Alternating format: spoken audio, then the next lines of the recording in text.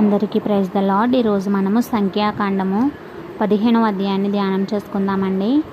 మరియు యెహోవా మోషేకు ఇలాగు సెలవిచ్చెను, నీవు ఇశ్రాయేలీలతో ఇట్లనము, నేను మీకిచ్చుచున్న దేశ నివాసములలో మీరు ప్రవేశించిన తరువాత యెహోవాకు ఇంపైన సువాసన కలుగునట్లుగా గోవులలోని దానినే గాని గొర్రె మేకలలోని దానినే గాని దహన బలినైనను బలిగానైనను తెచ్చి మ్రొక్కుబడి చెల్లించుటకనియో స్వేచ్ఛార్పణగాననియో నియమక కాలమందు అర్పించినదనియో దేనినైనను మీరు అప్పగింపగోరిన ఎడల యెహోవాకు ఆ అర్పణమును నర్పించువాడు 30 నూనెతో కలుపబడిన 2 పళ్ళ పిండిని నైవేద్యముగా తేవలెను. ఒక్కొక్క గొర్రె పిల్లతో కూడా దహన బలి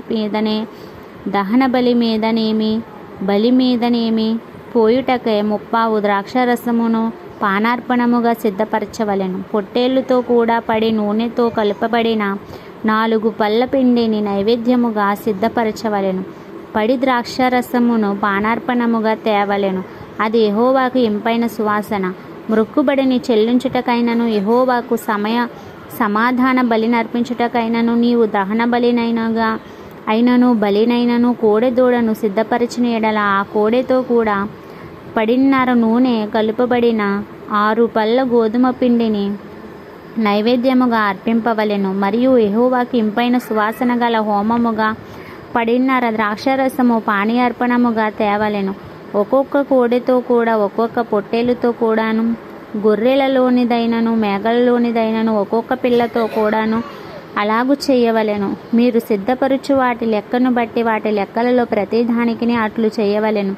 దేశంలో పుట్టిన వారందరూ యెహోవాకు ఇంపైన సువాసన గల హోమార్పణమును తెచ్చినప్పుడు అలాగుననే చేయవలెను. మీ యొద్ద నివసించు పరదేశి గాని మీ తరతరములలో మీ మధ్యనున్న వాడెవడును గాని యెహోవాకు ఇంపైన సువాసన గల హోమము అర్పింపగోరినప్పుడు మీరు చెయ్యునట్లే అతడును చేయవలెను. సంగమునకు అనగా మీకును మీలో నివసించు పరదేశికిని ఒకటే కట్టడ, అది మీ తరతరములకుండు నిత్యమైన కట్టడ. యెహోవా సన్నిధిని మీరున్నట్లే పరదేశి ఉండును. మీకును మీ యొద్ద నివసించు పరదేశికిని ఒకటే ఏర్పాటు, ఒకటే న్యాయ విధి ఉండవలెను. యెహోవా మోషేకు ఇలాగ సెలవిచ్చెను, నీవు ఇశ్రాయేలీలతో ఇట్లనము, నేను మిమ్మును కొనిపోవచ్చున్న దేశములో మీరు ప్రవేశించిన తరువాత మీరు ఆ దేశపు ఆహారమును తినునప్పుడు ప్రతిష్ఠిత అర్పణమును యెహోవాకు అర్పింపవలెను. మీరు మీ మొదటి పిండి ముద్ద రొట్టెను ప్రతిష్ఠిత అర్పణముగా అర్పింపవలెను. కళ్ళపు అర్పణము వలె దాన్ని అర్పింపవలెను. మీ తరతరములకు మీ మొదటి పిండి ముద్దలో నుండి ప్రతిష్ఠిత అర్పణమును యెహోవాకు అర్పింపవలెను. యెహోవా మోషేతో చెప్పిన ఈ ఆజ్ఞలన్నింటిలో అనగా యెహోవా ఆజ్ఞాపించిన దినము మొదలుకొని అటుపైన మీ తరతరములకు యెహోవా మోషే ద్వారా మీకు ఆజ్ఞాపించిన వాటిలో పొరపాటున దేనినైనను మీరు చెయ్యకపోయినప్పుడు అది సమాజమునకును తెలియబడని ఎడల సర్వ సమాజము యెహోవాకు ఇంపైన సువాసనగా ఉండుటకై దహన బలిగా ఒక కోడెదూడను విధి చొప్పున దాని నైవేద్యమును దాని పానీయార్పణమును పాప పరిహారార్థ బలిగా ఒక మేకపిల్లను సిద్ధపరచవలెను. యాజకుడు ఇశ్రాయేలీలు సర్వ సమాజము నిమిత్తము ప్రాయశ్చిత్తము చేయవలెను. తెలియకయే దాన్ని చేసెను గనుక క్షమింపబడును. వారు పొరపాటున చేసిన పాపములను బట్టి తమ అర్పణమును అనగా యెహోవాకు చెందవలసిన హోమమును పాప పరిహారార్థ బలిని యెహోవా సన్నిధిని తీసుకుని రావలెను. అప్పుడు ఇశ్రాయేలీల సర్వ సమాజమేమి వారి మధ్యను నివసించు పరదేశి ఏమి క్షమాపణ నొందును. ఏలయనగా ప్రజలందరూ తెలియకయే దాన్ని చేయుట తటస్థించెను. ఒకడు పొరపాటున పాపము చేసినట్లా వాడు పాప పరిహారార్థ బలిగా 1 ఏడాది ఆడమేక పిల్లను తీసుకుని రావలెను. పొరపాటున యెహోవా సన్నిధిని దాన్ని చేసెను గనుక తెలియకయే పాపము చేసిన వాని నిమిత్తము ప్రాయశ్చిత్తం చేయుట వలన వాడు క్షమాపణ నొందును. ఇశ్రాయేలీలో పుట్టినవాడే కానీ వారి మధ్యను నివసించు పరదేశీయే గాని పొరపాటున ఎవడైనను పాపము చేసినడలా వానికి మీకును విధి ఒక్కటే ఉండవలెను.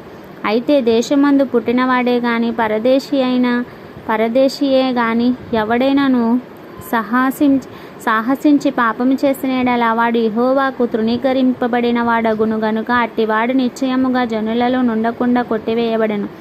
వాడు యెహోవా మాటను అలక్ష్యము చేసి అనగా ఆజ్ఞను మీరినందున నిశ్చయముగా కొట్టివేయబడును. వాని దోష శిక్షను వాడే కారణకుడు.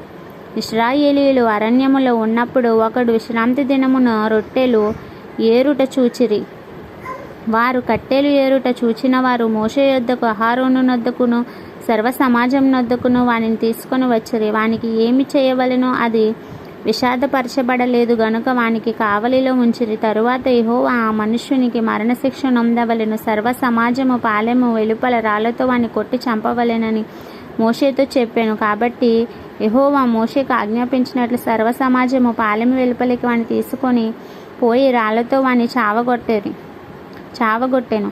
మరియు యెహోవా మోషేకి ఇలాగ సెలవిచ్చెను, నీవు ఇశ్రాయేలీయులతో ఇట్లనము, వారు తమ తరతరములకు తమ బట్టలను అంచులకు కుచ్చుళ్ళు చేసుకొని అంచులు కుర్చీల మీద నీలి మాత్రము తగిలింపరాదు. మీరు నా ఆజ్ఞలన్నిటిని జ్ఞాపకం చేసుకొని మీ దేవునికి ప్రతిష్ఠితులై ఉండునట్లు మునుపటి వలె కోరిన వాటిని బట్టియు చూచిన వాటిని బట్టియు వ్యభిచరింపక దాన్ని చూచి యెహోవా ఆజ్ఞలన్నింటినీ జ్ఞాపకము చేసుకొని వాటిని అనుసరించుటకే అది మీకు కుచ్చుగా నుండును. నేడు మీకు దేవుడనై ఉండునట్లుగా ఐగుప్తు దేశంలో నుండి మిమ్మును రప్పించిన మీ దేవుడనైన యెహోవాను నేనే. ఇంతటితో ఈ పరిశుద్ధ వాక్యము మనలందరినీ దీవించి ఆశీర్వదించునుగాక. ఆమేన్.